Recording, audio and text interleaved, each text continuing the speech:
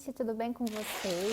Eu sou Mônica Medeiros, eu sou mãe de dois, mãe do Carlos, de 5 anos, e da Carolina, que vai completar 11 meses. E hoje a gente vai falar de rotina, um tipo de rotina que respeita a criança. Vou contar aqui pra vocês que quando o Carlinhos era bebê e a gente falava da palavra rotina, eu meio que torcia assim o nariz, porque eu achava que era uma coisa muito engessada para a singularidade da criança. Quando a gente fala em rotina, a gente tem aquela ideia de engessar. Como eu sempre falo que cada parto é único, cada gestação é única, cada criança é única, primeiro a gente precisa desconstruir a ideia daquela rotina engessada para poder aplicar uma rotina que respeita o bebê e a criança. Para quem tem bebê recém-nascido, você vai fazendo conforme o bebê for te mostrando. Porque o recém-nascido, ele ainda não sabe que nasceu, né? Nós temos a teoria da esterogestação, a qual eu sigo, que quando o bebê nasce, o bebê humano,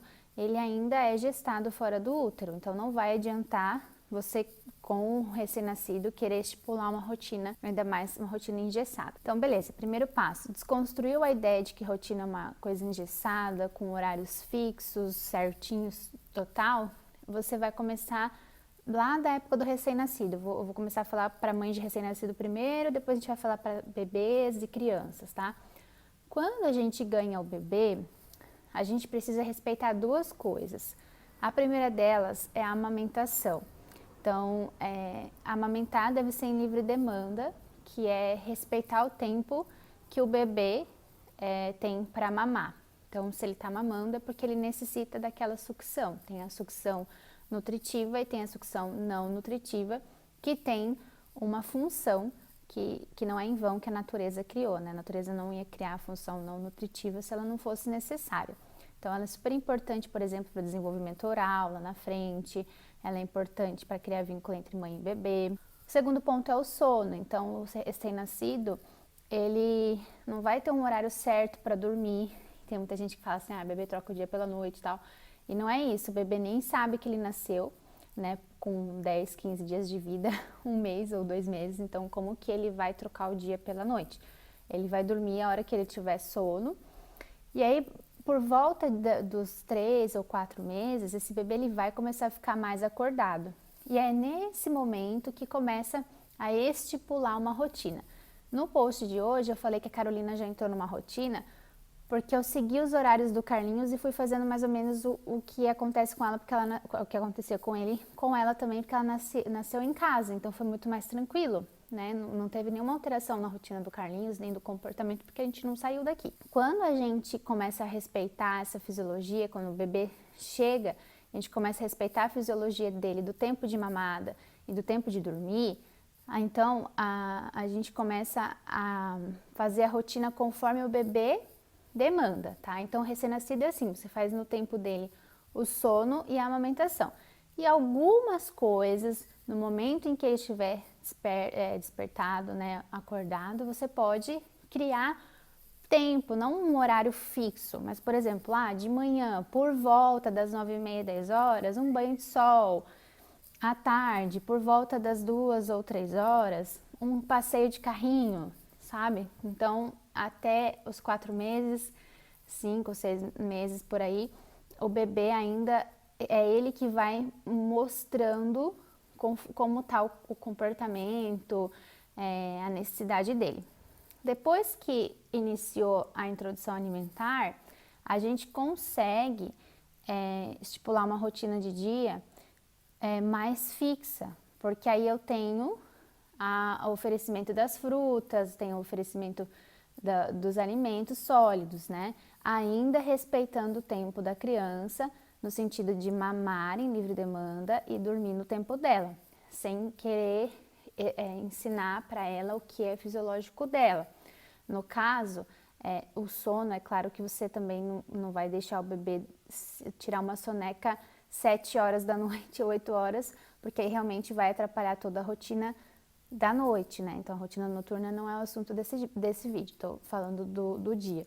Então, por volta lá dos 6 meses, que é quando começou a introdução alimentar, é que realmente dá para aplicar uma rotina, e essa rotina ela não deve ser engessada, ela não deve ser uma coisa imposta pelo adulto, no sentido de querer encaixar aquele bebê naquele quadradinho da casa. Não, esse horário é o horário da fruta, é isso e aquilo. Não, a gente precisa também continuar ouvindo a necessidade do bebê. Mas coisas que a gente consegue estipular horário, por exemplo, é o horário da fruta da manhã, é o horário do passeio, ou um ritual antes do almoço, porque aí conforme você for repetindo isso, 1 ou 2 meses depois, quando chegar o horário da fruta da manhã, a criança já sabe o que esperar. Então, essa é a importância da rotina. A rotina, ela traz segurança para o bebê.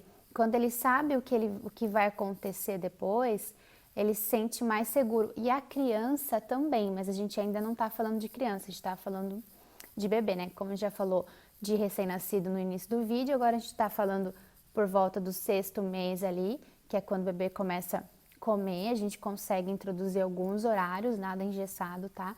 E depois lá na frente isso vai repercutir em toda a questão de segurança. Se eu sei o que vai me acontecer, eu fico mais calma, né? Então, por exemplo, é só a gente pensar do ponto de vista do adulto, se colocando no lugar do bebê. Nós adultos ficamos tranquilos porque nós sabemos o que vai acontecer no nosso dia, certo? Imagina eu estou aqui sentada, fazendo esse ao vivo com vocês e alguém me pega no colo e vai me dar um banho, sem eu nem saber o que está acontecendo. Obviamente eu vou ficar muito revoltada porque eu estou querendo fazer o ao vivo, mas se eu sei que eu estou fazendo ao vivo e depois desse ao vivo alguém vem me pegar, vai me explicar o que vai acontecer e eu vou tomar banho, eu fico mais tranquila. Então a rotina, ela serve tanto para dar segurança quanto para respeitar o bebê e a criança enquanto pessoa. Bom dia, Xará, Mônica, tudo bem? Então a gente precisa pensar que não pode ser algo inesperado. Do nada eu vou pegar esse bebê e eu vou dar um banho nele. Do nada eu vou pegar e vou colocar, vou dar comida para ele. Então esse bebê vai ficar mais estressado e essa criança também. Tá, então por volta do 6º mês a gente começa lá a criar um horário da fruta, um ritual ali pro almoço. Então, por exemplo, a Carolina, depois do 6º mês, quando chegava perto do almoço, ela sabia que tinha um passeio. Então, por volta das 11 horas, por exemplo, ela sente o cheiro do almoço, ela já pede para ir lá fora, porque isso acontece desde nenezinha, desde recém-nascida. Claro que recém-nascida, se ela estava dormindo, eu não ia pegar ela para passear, mas se ela estava despertada, 11h30, ali perto do meio-dia, quando está sentindo o cheiro do almoço, ela vai dar uma volta aqui na frente, ver os galinhos, volta, almoça. Então, até o 6º mês ela tinha um banho depois do almoço, hoje ela já não tem. Depois desse banho ela tirava a soneca da tarde, hoje já não tem esse banho. Nos primeiros meses de vida, respeitar, primeiro ano de vida, né? Respeitar o horário fisiológico da mamada e do sono. Criar um ritual de tipo uma historinha, né? Agora a gente vai tomar café da manhã. Você vai contar para essa criança a rotina dela.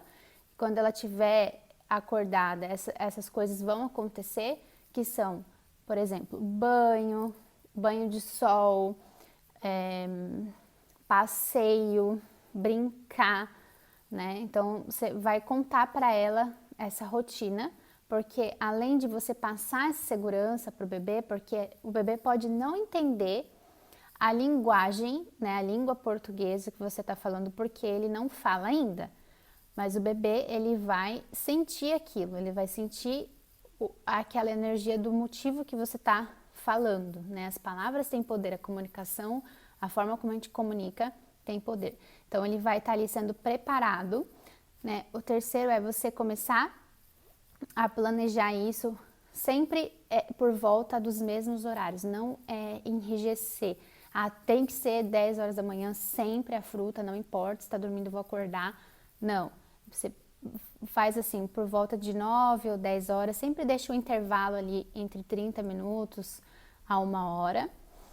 E o quarto é você criar um ritual de vocês. Então, por exemplo, eu gosto que o meu bebê tenha contato com a natureza, então eu vou fazer esse passeio da natureza sempre antes do almoço ou sempre no final da tarde, um ritual de vocês, que você vai estipular mais ou menos uma hora ali para vocês irem pegar uma folhinha, mas que tenha significado para vocês. E o por último é você criar um ritual do banho no final do dia, que é quando você vai introduzir a rotina noturna, que daí a gente pode falar mais sobre isso num próximo vídeo. Mas você começar a preparar esse bebê para a noite num ciclo, respeitando o ciclo circadiano, né? Que é o final do dia e quando começa o hormônio do sono.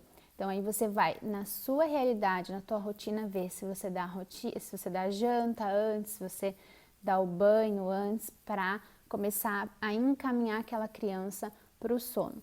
O segredo disso é a consistência, é eu criar uma rotina que faça sentido para mim dentro da minha realidade. Então, por exemplo, eu não posso passar a minha rotina para vocês aqui, que é o que vocês mais me pedem, porque a minha rotina, ela atende às minhas necessidades como mãe e as da criança, tá? Por isso que a gente fala que tem que criar a rotina que respeita o bebê e que respeita a criança, porque não adianta a gente querer fazer a rotina só para ajudar o adulto. É claro que a rotina, ela é uma rede de apoio para o adulto, mas ela deve também levar em consideração as necessidades da criança, sempre levar em consideração as necessidades das crianças também, do bebê.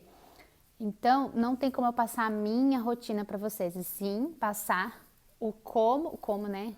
O passo a passo de como eu criei essa rotina. E foi dessa forma, respeitando o tempo de sono, de livre demanda da bebê e colocando ela em blocos de atividades, tipo passeio, banho, contato com a natureza, ritual do sono à noite, que fazem sentido para mim, mas sempre respeitando ali a individualidade daquela bebê, que por hora pode estar passando por um salto de desenvolvimento, e quando o bebê está passando por um salto de desenvolvimento, ele não vai se adaptar, não vai nem lembrar às vezes a rotina, não vai pensar nisso porque ele vai estar incomodado, porque ele vai estar agitado. Então, é ser maleável com o nosso bebê, ouvindo esse bebê, né? Porque a nossa comunicação, ela não está só na fala.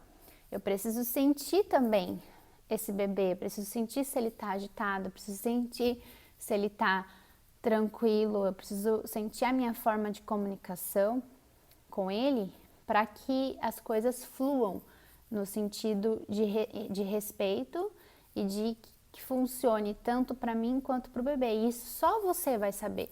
Só você vai saber, mas o que você pode fazer hoje é começar a respeitar a fisiologia do sono e da mamada deles, do seu bebê, e começar a introduzir blocos de coisas que você acha importante.